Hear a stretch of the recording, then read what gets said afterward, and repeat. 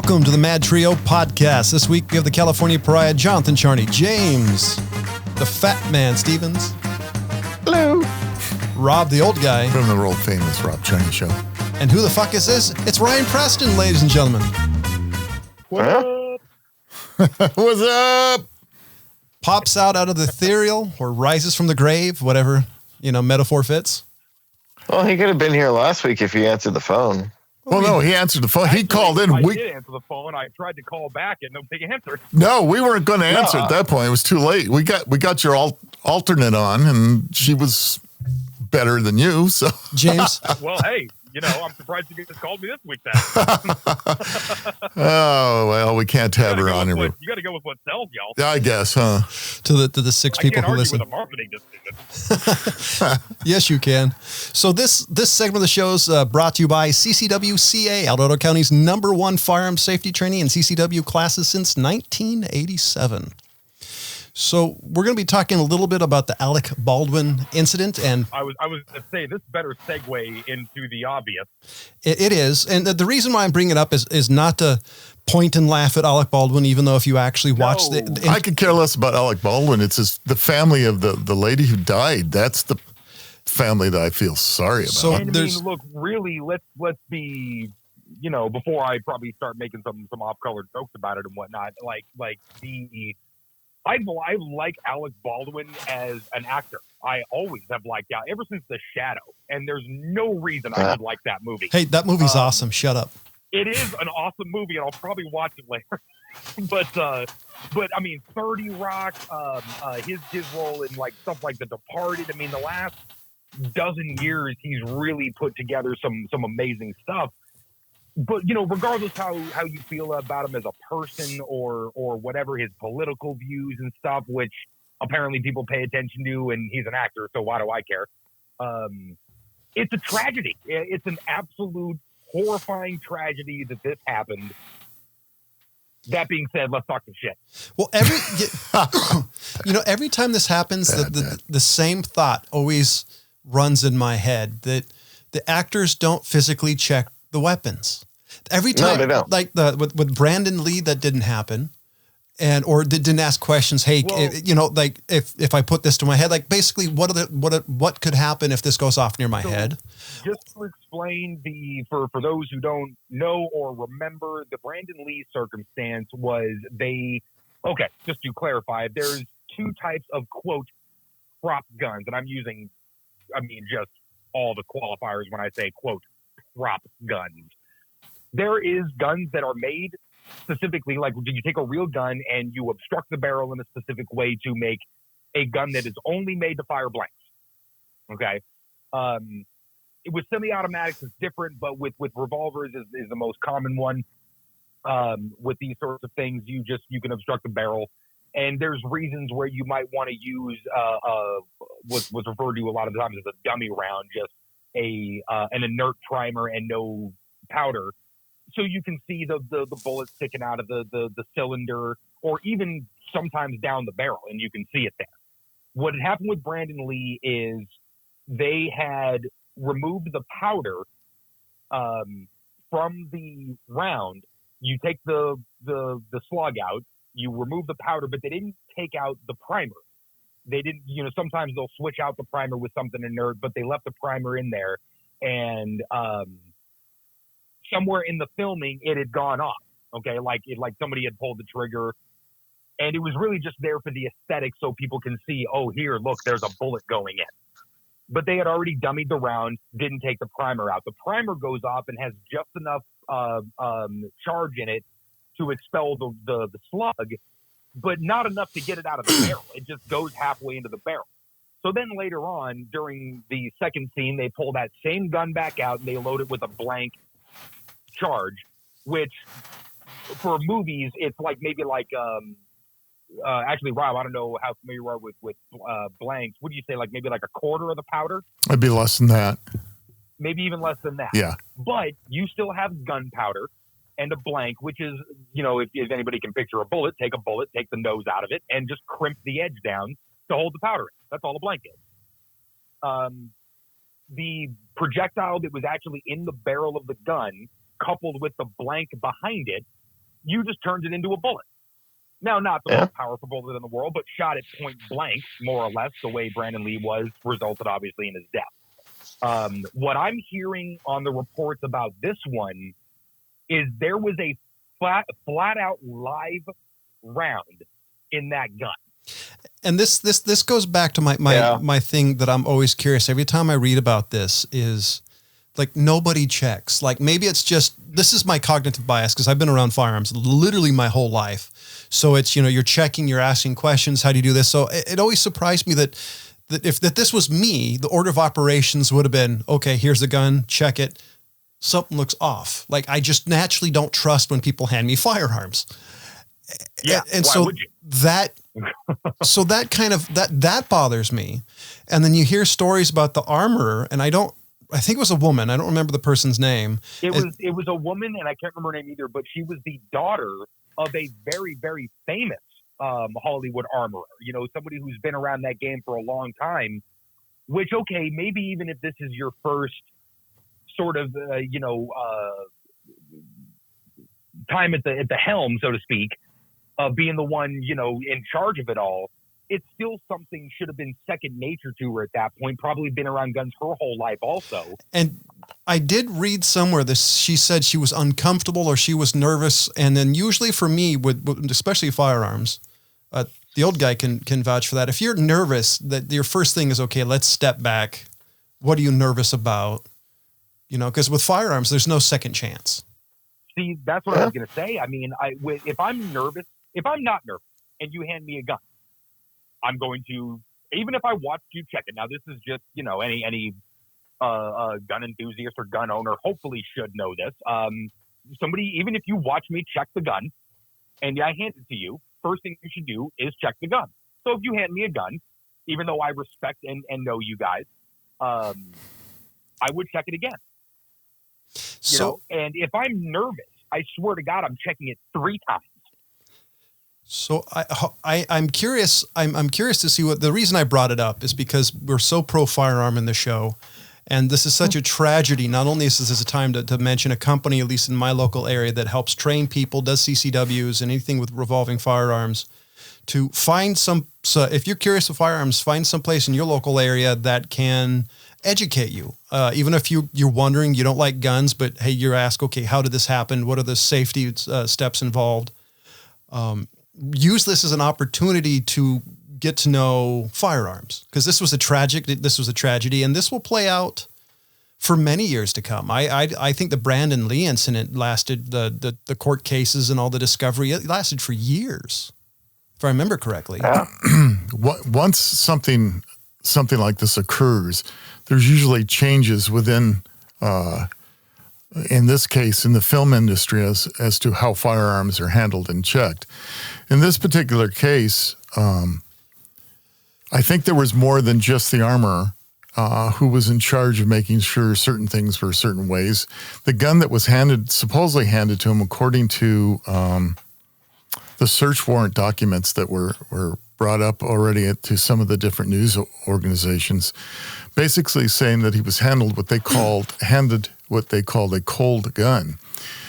So the parlance in the movie industry is basically that there's nothing in this gun. When it's cold, there's nothing. There's no blanks. There's no anything. It should have been. So the mistake was made there, as well as my big question is, how did a live round get mixed in with a lot of guns? So with that said about some movie guns, there's a fair amount of misconception that the guns that are a lot of times they're used in these movies are blank style gun, in which they're really not. They're actually full functioning firearms.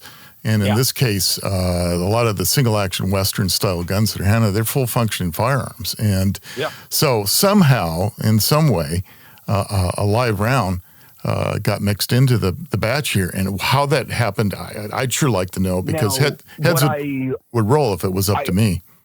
Yeah, now, a couple of things. One, I would imagine that gun safety rules changed, if they weren't already kind of hardcore in place already, changed significantly after the Brandon Lee Crow incident.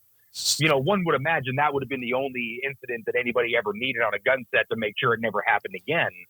But new information I had found out today, and apparently this is sort of corroborated by multiple people involved in the production, was that gun was used, I don't think primarily, but it was people had taken it like the previous day or so to like target shoot. Oh, great. Like at the actual range.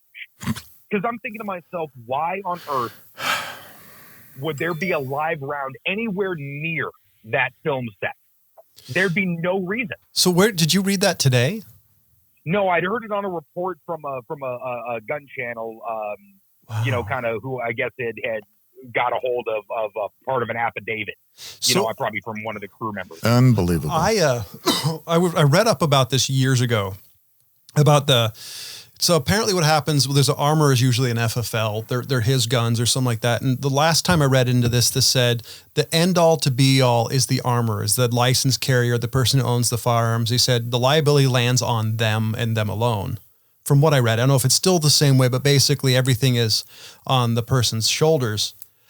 And so my question is if the armorer who holds the insurance, if the firearm got away from him, A, the person's probably going to lose their license, but B, is the person culpable for not only taking the firearm, but introducing a live round? Because I'm surprised that would have been allowed. Like, how are you saying, is it tantamount to like negligent homicide kind of thing? Yeah. Yeah, I mean, I wonder. I mean, I would imagine, because really, I mean, it should have never happened. Now, I mean, if I'm the armorer, I'm calling like 2 meetings, literally of the same thing, of gun safety. Now, like, it's like, hey, listen, my job is to make sure that these are always safe when they're handed to you. But that being said, I never ever want you to take my word for it. I've taken my girlfriend shooting, and she does not like guns. Like, really not a fan at all. And the reason I took her was like, hey, look, I have guns and I don't want you to be nervous around them. And if you're ever in some weird circumstance, and now I'm just, obviously being hypothetical, but if you're in some weird circumstance where you come across one, I want you to know that you can be safe handling it, and even if you don't like shooting it, that's almost beside the point. Just look, if I hand this to you, you know what to do to make yourself feel safe and make everybody around you safe. Well, it's basic firearm safety.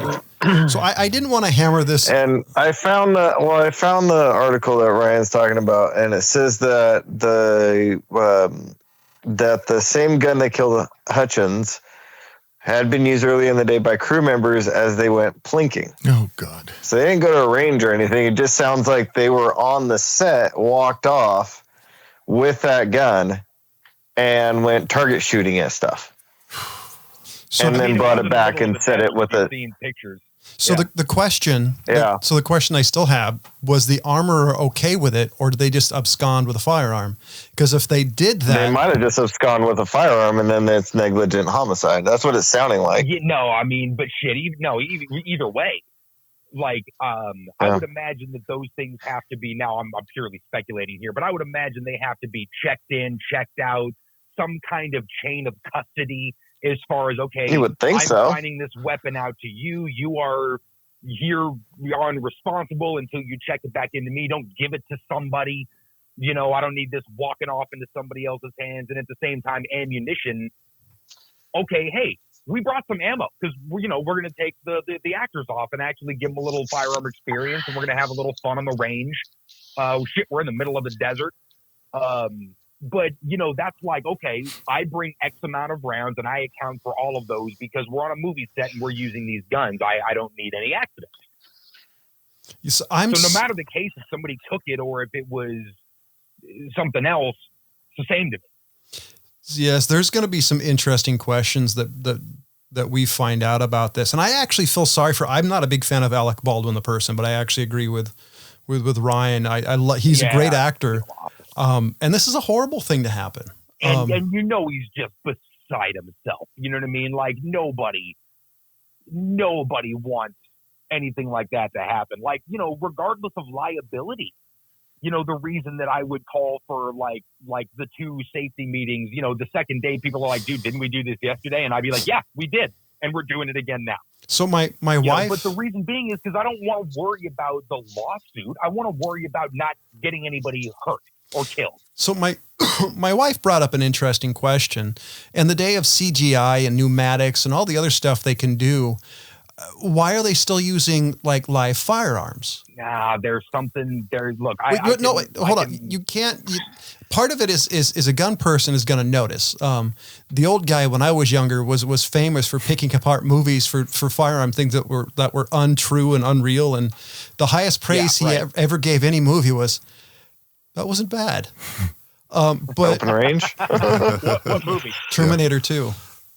Because I still remember his reaction going, wow. There was that bitch in 1887 mare's leg shotgun, or no, rifle. It was a rifle, I think. But with the the whole cartwheel, reload on the action there was dope. So I know I didn't want to hound on this too much, but I know I kind of felt, since we are a show who have kind of talked about our enthusiasm with firearms, it is something that we should at least bring up and talk about. And it's something that people are going to bring up a lot, and it's going to be analyzed to death. And obviously, this is all very, very new. More info is going to come out, maybe even by the time people are listening to this. But the thing is all of us grew up. At least I'm assuming Rob in very much the same way. But it's at the very least, I know I can speak for James and Charney. I love guns because guns are cool as fuck. They're really fun, and they're really awesome, and they're really cool, and it's badass. And that's the reason. But at the same time, as much as we are fans of guns and the mechanics or the engineering or just the, hey, just see the size of that muzzle flash and, oh, look what it did to a watermelon or whatever, all of us, especially Rob, I'd imagine, all of us take this shit incredibly seriously. And it's not something we've ever goofed off with. Where like, oh, hey, look, I'm pointed at you. Oh, don't worry, I'm just joshing you. Like, nothing like that has ever happened. And how quickly I would have been tackled by one of you. James would have flown out of a wheelchair to beat my ass if I would have just if I had checked the gun, known that it was safe, and then waved it at you. James would have punched my throat until it collapsed. So. This will be I'm going to be the last person, unless Rob has any to comment, who's actually the expert in the field. I always tell people that fearing guns is like fearing God. Healthy dose of respect is needed. And like I said, CCWCA, if you're in the Sacramento, El Dorado County area, check out the website. They've been doing it since 1987, #1 in El Dorado County. Just bring this up to help educate our fans and listeners about firearms and firearm safety. And we're going to transition right now. Do you want to keep up to date on the maddest of the mad at the MadTrio podcast? Check out our social media feeds on Facebook, Instagram, and Twitter, or go to themadtrio.com.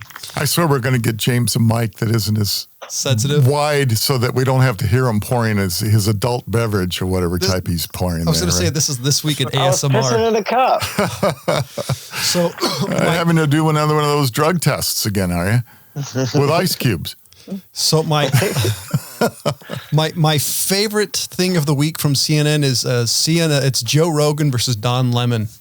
Oh yeah, that's which is hilarious, because the one person who in all of podcast land, if that's a word, who just doesn't give a shit what he says is Joe Rogan. And Joe Rogan calls CNN's Don Lemon a dumb motherfucker for doubling down on horse dewormer. And in part of this interview, Joe Rogan says, and I quote, "I can afford people medicine, motherfucker." And he says, "I went to a doctor, I got the medication," and he had the actual greatest, the thing in all of the interviews, because he's talked about a couple of times as CNN keeps talking about him. He says they focus on is it ivermectin? Is because he said, because he lists 5 or 6 things he took. It's right. Why are you guys tripping about one medication? In my thought, he said he took a Z-Pack. Out of everything you think they would have been bitching at, it would have been The Z-Pack. Over the counter med. Yeah. Instead, he mentioned everything else, and it's just hilarious. And another part of one of the interviews he did, he said, "I've got fuck you money." No doubt. And he also has like something like 8 times the listenership or viewership of CNN as a whole. Yeah. So you can't even call CNN mainstream media when you want to compare him to Joe Rogan. Joe, 10 million hits, views or listens an episode. Isn't that funny? I actually heard somebody say, about this episode, was like, we need to stop calling him mainstream and call him corporate. Because let's be honest, when you have a reach of Joe Rogan, it's like, oh, that makes sense. That's more mainstream, right? And yeah, the interesting thing about Joe Rogan, the reason I actually am a big fan of his podcast is he sits down and does, like, he had that conversation with Sanjay Gupta, I think his name is, the CNN doctor. Right. And they got in a fairly heated exchange about, like, about lying about Joe Rogan. And Joe Rogan sits down with anybody, has conversations. He shares his opinions, and he just says, hey, he says, you know what I am? I'm a fighting commentator and an MMA freak. It's like, I'm not a doctor. So he just said, I'm a moron all the time. And and constantly mentioning, his non-expertise and whatever he's just kind of BSing about and stuff. But I'll tell you what, I listened to that whole Sanjay Gupta interview, and it was a very nice conversation. It wasn't even heated. I mean, if anything, the heated parts were 50% tongue-in-cheek. Rogan just kind of flipping a little shit here and there. I think it was a nice, nuanced conversation where they got to some middle ground on things. And as far as the ivermectin, it's like, look, okay, the data on ivermectin doesn't suggest that it can do anything. It's really inconclusive. At best, it does a little bit. At worst, hey, it ain't gonna hurt you. So you say. He agreed with him on the ivermectin as far as, they shouldn't have called it, like veterinary medicine and framed it very much in that way.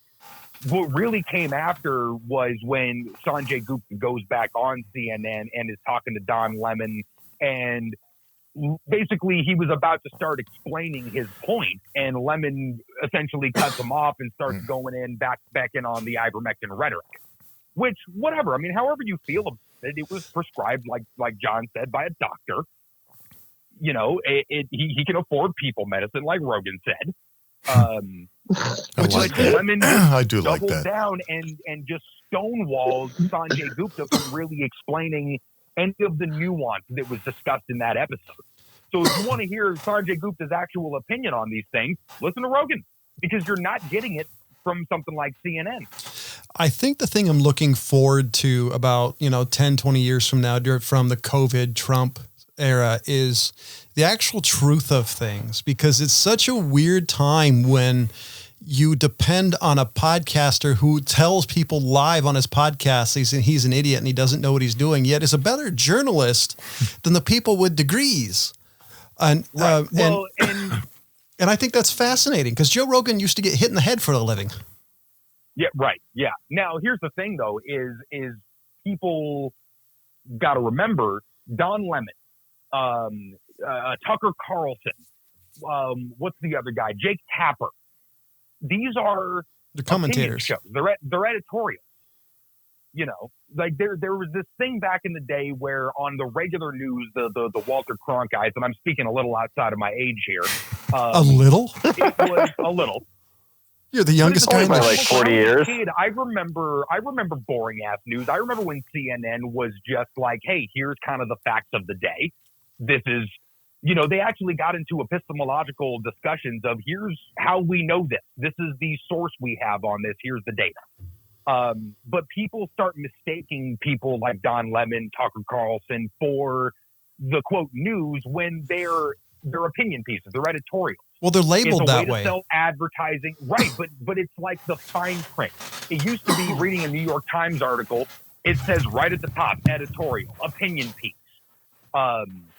Nowadays, people turn on CNN, they see one of these shows because that's by and large what they have on there, and they think that they're getting the unbiased news.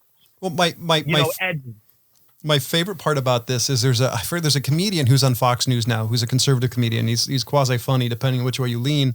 And he said the problem with difference between Fox News and CNN is that CNN labels all their commentators journalists.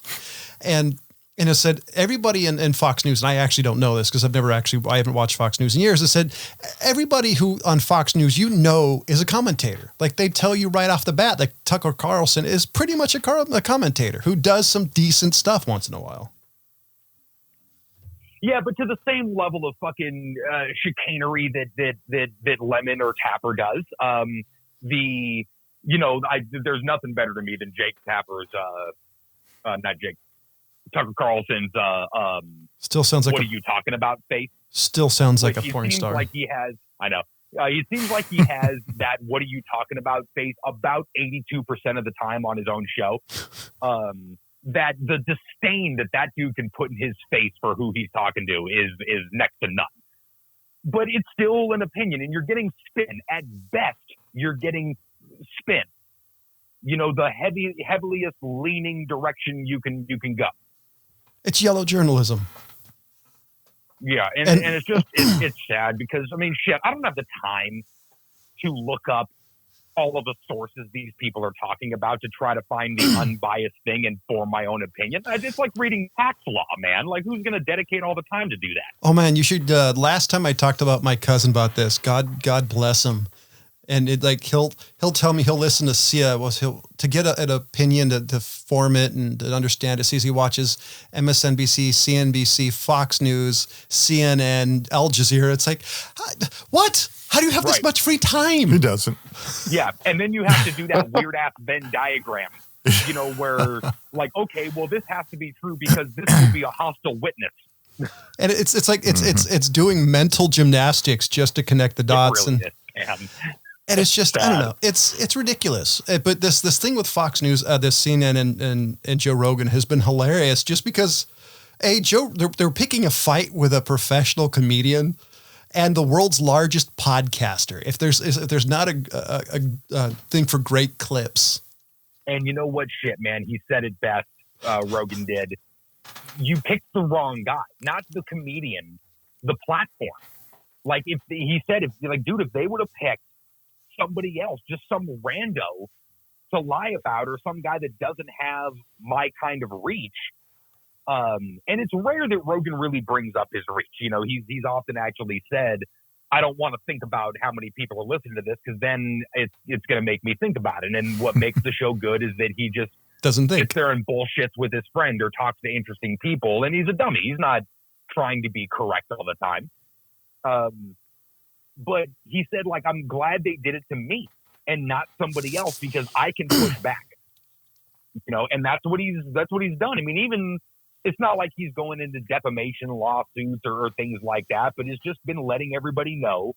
And obviously everybody's picked it up and ran with it. Like, hey man, look, I know the facts of this. This is the facts. Here's what they're saying. This is obvious nonsense. When are we going to stop letting this happen? Yeah, if they're lying about this, what else are they lying about? What else are they, spinning in that hardcore of a direction? This will be a very interesting. I like I said, I'm looking forward to see what happens in history, because this is such a weird moment in my life. Just like thinking about the strange things that I can remember, just paying attention to politics was, I was too young for Reagan, but I remember the hype for Reagan.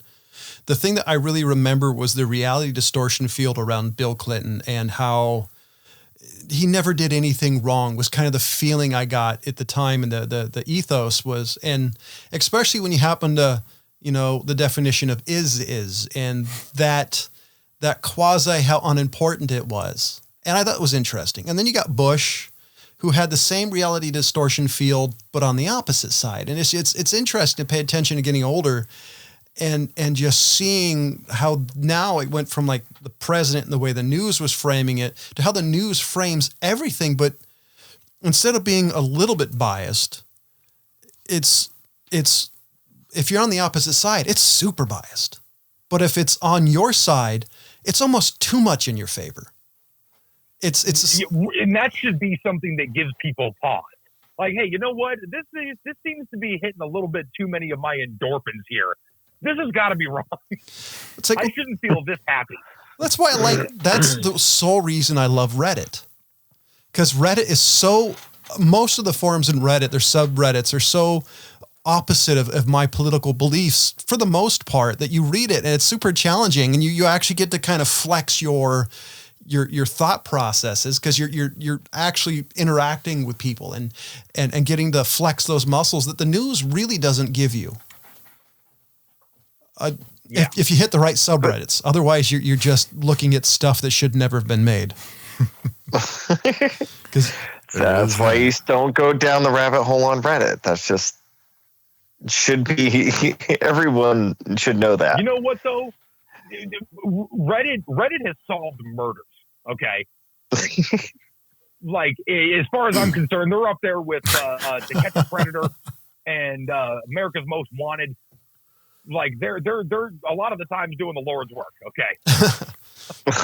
Oh man. So talking about doing the Lord's work, the game that y'all must buy is Audacity. Check it out. Today's show is brought to you by Audacity, the game where dignity is overrated. Go to ODDASSITY.com. That's ODDASSITY.com. Pick up a card game from this website or selected stores. That's Audacity, the unforgettable party game for mischievous people.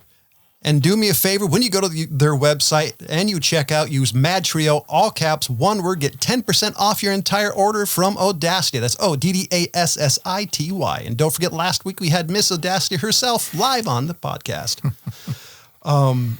Dune, the new Dune, opening weekend for HBO Max was viewed by 1.9 million U.S. households from Thursday to Sunday. I was one of those. I wanted to. I was too. Yeah. So I didn't get a chance.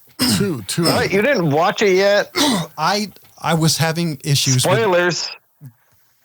Really? I'm giving you spoilers. I've read the book. I'm not quite sure what's so I different. know, because you're gonna. That's why I'm saying it. I don't care. I've read the book and I've seen two or three other movies about the damn subject. What's going to be different? So I actually like this one. I'm surprised that they haven't. Skipping kind of way ahead here. They haven't. It said part 1. Yeah, it's definitely part 1. So what they haven't announced anywhere near, like they haven't said like, oh, by the way, part 2 comes out. As far as I know, they haven't even really been picked up for part 2. So what happened is the director tried to get part 2 made at the same time. The studio said no, because let's be honest, nobody's ever made any money on Dune, really. David Lynch hated his copy of Dune. The last one that was at least close to the book was the Sci-Fi Channel, and it looked like it was done by a high school production team. I mean, it wasn't? It pretty much was. Okay. Yeah. So this is the first one that I think of that has actually made any money. And so I think they were waiting for it to actually make money. Now, I did hear that it did get picked up for a second movie.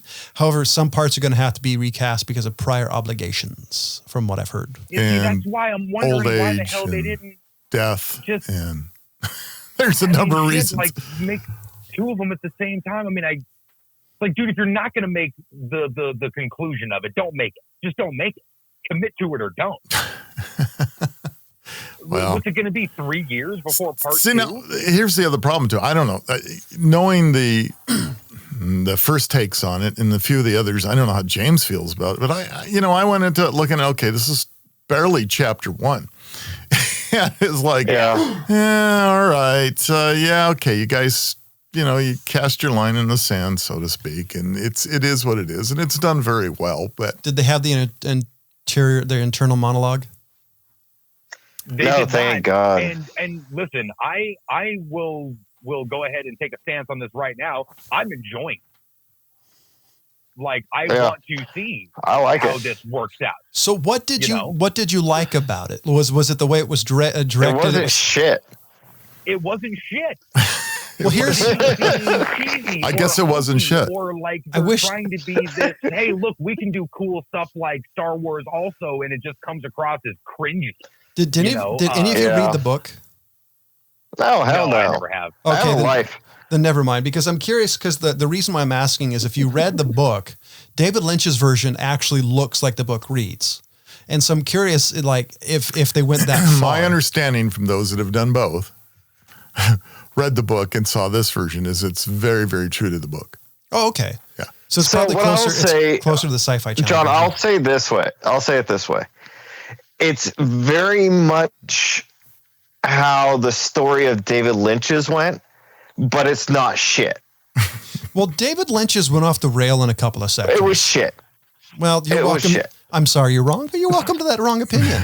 No, I have a very realistic opinion about it. Yeah, my I'm sister. not fanboying. My sister's gonna kick your ass next time she sees you. That's great. The David Lynch one was trash. Yeah, it was trash. Let's both be And, honest. dude, my my sister dad could was kick your trying to asses. sell me on it. I really wanted to like that damn movie. It's a cult. The original is a cult movie. I think you have to have grown up with it around the time, or just be a fan of that style, because it's super gritty. What you have to do is be beaten down already by the 80s that you just accept that kind of shit as like, yeah, it's good for the time, I guess. I loved the movie the like first time I Labyrinth. saw it. Like Labyrinth, you've just been beaten down by the 80s so much that you just got to take it with a grain of salt, and you forget that you've been doing that so long that you should have other opinions. Well, that's a good example, because you got people that love David Bowie, right? And the whole idea is Right. Labyrinth could do no wrong, no matter what. Well, you got the same idea And with people was that are it- Dune fans that, right? It could What's do the no other one? wrong. Dark maybe- Crystal. Or maybe they're just a fan of Twin Peaks.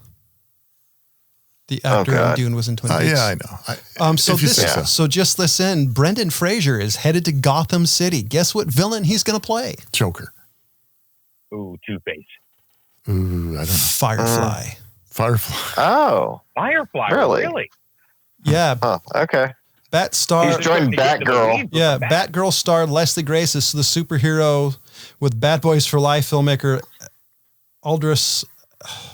A couple of people. So I can't. So I'm just excited to see Firefly in a live action, because I don't. As far as I know, they've never done him. He's always been a cartoon character. No. Yeah, he's always been cartoon. Yeah, Or comic. I've book. never seen him in live. And I like the fact it's a different villain that is part of canon, but it's not the traditional. I just can't get into any, like, after Gotham, I just am done with television Batman stuff. I just can't do it. Like, they have Batgirl out there, and I'm like, I don't care, because that's the show he's going to be on. Times, bro. Yeah. Part of it to me is just superhero movies in general. I mean, Batman's always my favorite, but once there's been like 25 individual superhero movies, you're just waiting for something better or different. Yeah. I don't know. Dude, how many comics have you read that you're like, dude, why isn't this a movie? Why am I watching this bullshit when you could have just made this? Well, I can tell you the answer. Yeah. It'll never, it's because it's too obscure. It's not enough, like, blah, blah, blah. Nowadays they're looking for big box office movies. And I kind of think, I don't believe I'm saying this, but I miss people like Uwe Boll, who at least tried something different. I mean, he wasn't the greatest director, and most of his movies was shit, but he would make stuff that it was definitely off the mark. Who else would make a Wing Commander movie, for crying out loud? Yeah, no shit. And I like that movie, and it's awful. It had promise. No, that's being generous. I mean, I like it. It didn't even have promise. Never mind. Matthew Lillard's in the movie. It's one of the reasons I like it. That's. You know, it's funny. He is a good. I was watching Hackers, and I was surprised that I actually got through that damn movie. Like I remember that movie apparently too fondly, and I was able to suffer through it. It's an entertaining movie, partly because it also has an amazing soundtrack. And I don't know, I love the movie, but it's definitely nostalgic, especially if you know anything about computers and you're like, oof, that's cringeworthy. But it's half the fun. Excuse me, Mr. the Plague. But I love that. We are God, samurai. that was that. We are samurai, keyboard, cowboys. Instead of what a lot of hackers were at that point in time, a lot of overweight, middle-aged white guys. They just use it for porn. I'm pretty sure that's why the internet was invented. Never mind stuff to do with the internet. They were just trying to get porn to one part of the world to the other. Well, I mean, there is that, what is it? Oh God, it's not Warcraft. It's Are you talking about a movie? That's the other one.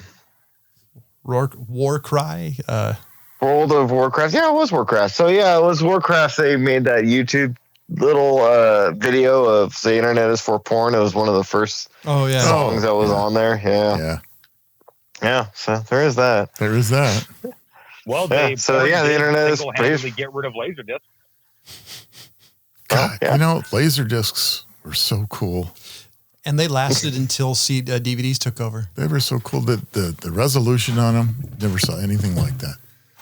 And if only porn had adopted them as their preferred medium, they would still be around. They would have. And the most interesting thing is they literally survived up until DVDs started coming, because for people who are really into video, the only way, as the old guy mentioned, to get quality video. Because let's be honest, VHS was iffy at best. Yeah, it's bad. I mean, shit, maybe porn had decided to go with DVD just because it was easier to tuck into the trench coat when you're walking out of the movie theater or the video store. That's right. You know, man, I'm finding it too hard to conceal this big ass laser disc in the front of my pants. The thing that surprises me to this day, and the first time I heard about it was 4K porn. Yeah, I'm not sure I want to see that. I know I don't want to see that. Never mind. Does that still exist? I remember you talking about it, but did that go away? Peter out. I like your I was going to say Peter out, but I was like, no, that's going to bring up too many connotations there. I don't know, but it's the worst idea ever. Just the idea of 4K porn is just doesn't gross. make any sense, does it? Yeah. No. Just what you want to say, hey, that's a set from another movie. So do you have a listicle? So I've got, I I'm always searching for the top 10 lists, right? So I did come across, and this is very humorous. So unlike some of the others have been very serious, this one's very humorous. It's the top 10 things to do at the mall. Not that anybody goes to the mall. Yeah, I was going to say there's still a mall. But it does.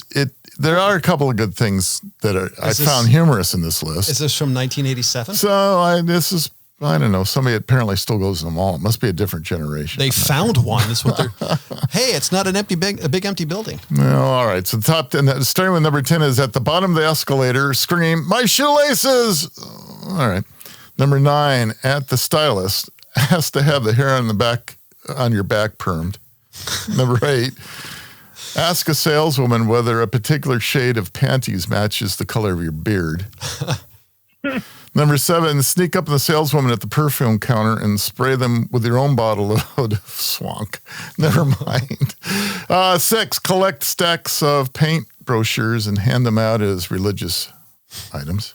Oh, that sounds like fun. You could do that. That would be good. 5, is there even a pet store anymore? This has got to be old. At the pet store, ask if at the bulk discounts on gerbil. If you can, never mind. This is really old. You got to know about gerbils. I'll skip that one. Let's see. Number 4, hand the stack of pants back to the changing room attendant and scornfully announce that none of these are leak-proof.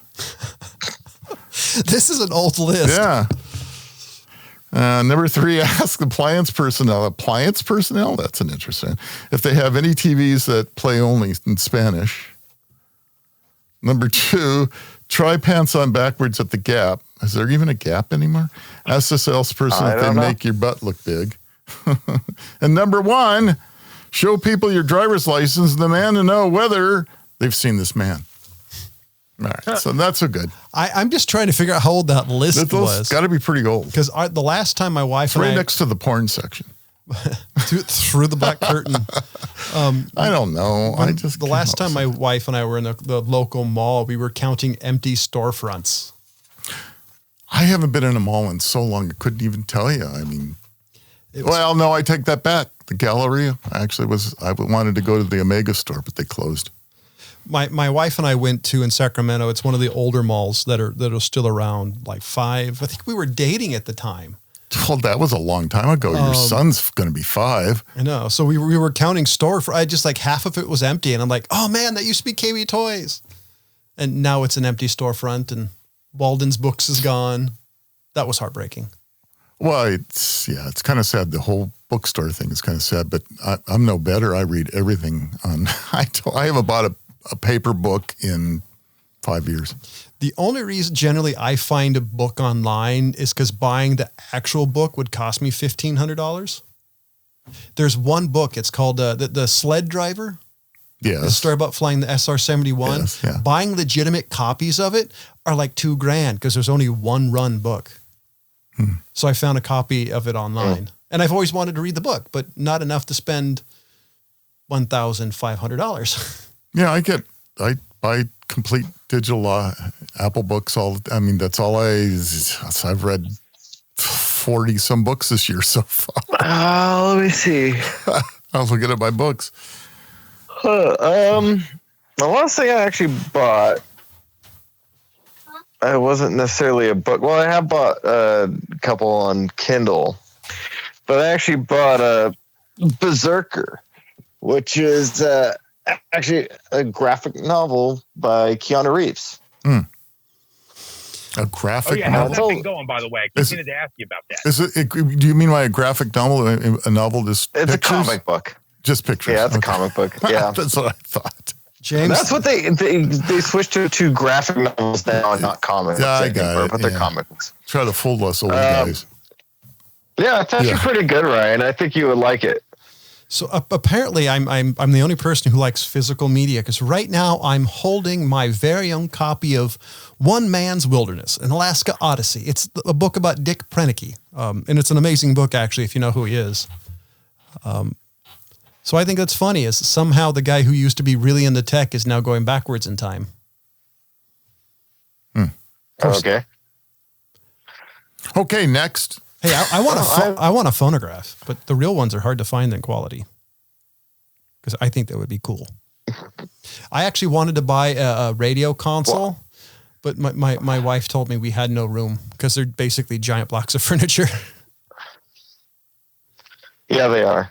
So They really are. Anybody have any stories? Oh, by the way, our one fan, they wanted a shout out. So hello, fan. So my one last bit of coming up with something to talk about, and I apologize for that top 10 list. It was terrible. I'll do better next week. No, it was just nostalgia. It was nostalgia. There you go. You should have been talking about Orange Julius in the food court. I liked Orange Julius. I remember- Whatever happened to Orange Julius? I do too. I remember the They're still around. I remember the restaurant Orange Julius, and you mentioned to people like, they look at you like a monkey doing a math problem. What are you talking about? There's no restaurant. It's like there was a restaurant. Yeah, I did. I liked them. Oh well. Anyway, so much for that. Yeah. Anyways, I saw one at the Arden Mall last time I was there, which was quite a long time ago. So it might not be there anymore. Dodging bullets, I see. Oh well. Yeah, I don't. Arden. Okay. We have two major malls in greater Sacramento area. And Yeah, that's the one all the way down. Yeah, that's one of them. And then the other one's actually in Roseville Galleria. Other than that, So Yeah, I haven't been to Roseville in a long time. So for some reason you happen to be traveling to Northern California, skip Arden Fair unless you happen to have some sort of apparatus that can stop ammunition. Go to the Galleria. It's a better mall. And if you don't like that, it's at MadTrio Show at twitter.com. Tell me why I'm wrong. And I'll forward you the press releases. Because you're wrong. Right. So, speaking of Northern California, which one of you dummies up there made the monkey's paw wish and wished for rain? So we had the That's hilarious. Man, these fires! I found this monkey's paw. I wish that we get some rain.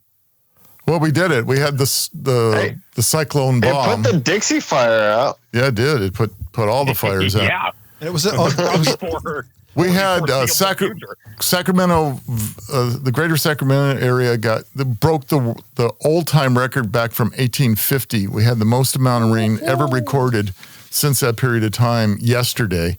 Almost 6 inches of rain in 24 hours. Wow. And it was something else, I'll tell you that. We've got as much rain yesterday in one day as we almost had all year last year.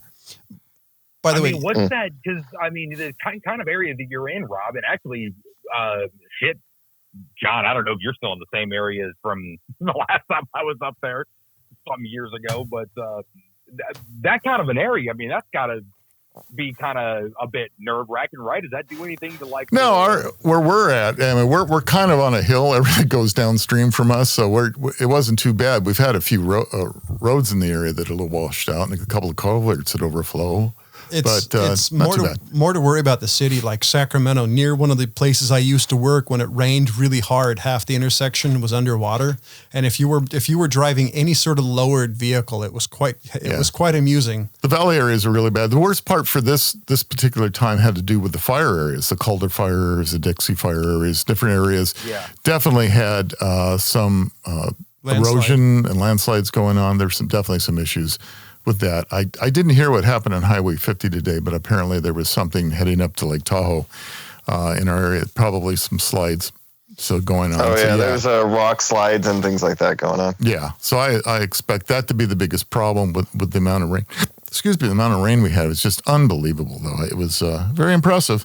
It was definitely what they called the cyclone bomb, so we can say we lived through it. It's the 100-year rain. I guess it only happens once every 100 years, so. Man, I missed all the news reports, or I wonder if they're going to keep going and you hear that fancy like techno EDM music and they go 2020, It's 2021. Close enough. It's almost 2022. Come on. 2021. The cyclone bomb. Right? Okay. Come on, this show's not accurate. Let's not start now. So wildlife officials in Colombia have a new issue on their hands. You heard about this, Rob? No, I haven't. Tell me about it. You've heard of the cocaine hippos? Yeah. Oh, absolutely. So for people who... those are two words I haven't heard before. Cocaine and hippo? Explain cocaine and hippo together. Man, can they party? I'm getting there. My new favorite thing. So the Pablo Escobar... We've talked about him before. Back in his prime, Pablo. had a huge amount of different wildlife animals. He had tigers, he had hippos, he had alligators, things like that. Just different. He basically just bought a bunch of animals. So when he had those, 3 hippos escaped and went out into Colombia, adapted to the new area or their new home, and have bred like crazy. So now the herd is estimated to be 80, which can completely destroy the wildlife out there. Because, I mean, hippos are pretty damn dangerous animals, and they're huge. Hippos are responsible, and here's me, being the funny thing about hippos. Jesus, feels old. But no, hippos account for more deaths in the entire continent of Africa than any other animal. Yeah. Yes, right. So vicious, angry, spiteful bastards. So the wildlife officials in Colombia are out there trying to sterilize that population now. Well, maybe that's okay, so you said cocaine hippos. I was really imagining like a bunch of hippos getting together, pitching like really shitty business plans to each other, and actually, I was thinking starting cocaine, like bed knobs and broomsticks with cocaine. I was thinking of that one scene from the 1980s heavy metal movie with the aliens. If you've ever seen the movie, that's quite hilarious. Okay, well, no, yeah. I had this idea of cocaine gerbils with hippos, though. They probably are out there eating the coca plants. Yeah, hippos are mean enough as it is. Get them high in coca plants. A methed out hippo? Man, that would be good. So what the hell would you use to take down a hippo? A hippo gun? Yeah, well, I mean, I would assume you're using like an elephant gun. I'd go with like a 500 nitro. A big gun. I was gonna say, are you using the 30-pound wonder weapon like the Barrett lightweight 50? No, dude, if I'm gonna go there, I'd go with the double deuce, the 2-bore. Ooh. Which I don't even know if I'd be able to like hold out in front of me. I think you'd have to strap it to something. I think it would be you'd be on the back of whatever ATV you're riding on. You're definitely going to need some kind of a rest. You're going to be shooting it like you do the Gatling gun and the Halo Warthog. Yeah, I need a shoulder transplant afterwards too. Well, the Double Deuce, for the record, was only a one-off, but they actually did manufacture a 4-bore rifle, which I believe, if I'm not mistaken, is a 1/4 pound ball round. There's all kinds of wild stuff out there. Just don't take it to a movie set. No shit. How big does a round have to be, though, that you stop measuring it in grains? Oh, yeah. So if We're you going to use a fraction of a pound for this one here. That's right. So if y'all want some hilarious videos to watch, there's a bunch of these gun fail videos on YouTube. And there's one particularly where you have these people firing this one particular massive rifle. And usually it involves people flying backwards. Oh, yeah, the elephant gun. I can't remember what that one was, but I know the one you're talking about. There's a couple. So check that out. I mean, my favorite one is a young wisp of a thing shooting a Smith & Wesson 500 because it's just hilarious because the guy warns her and she still hits herself in the head. Oh, the lady, that basically kissed herself with the nose of that barrel. Yeah. So, ladies and gentlemen, do me a favor, check out CCWCA if you're in the El Dorado County, Sacramento area. They are the leading #1 firearms training and CCW stuff in El Dorado County history since 1987. Also, do me a favor, check out Audacity.com. That's ODDASSITY. Use MadTrio, all one word, all caps, for 10% off your final order. And for the California Pride, the Fat Man, the Old Guy, and who the fuck was that? Ryan Preston, as always, thank you for listening. Goodbye.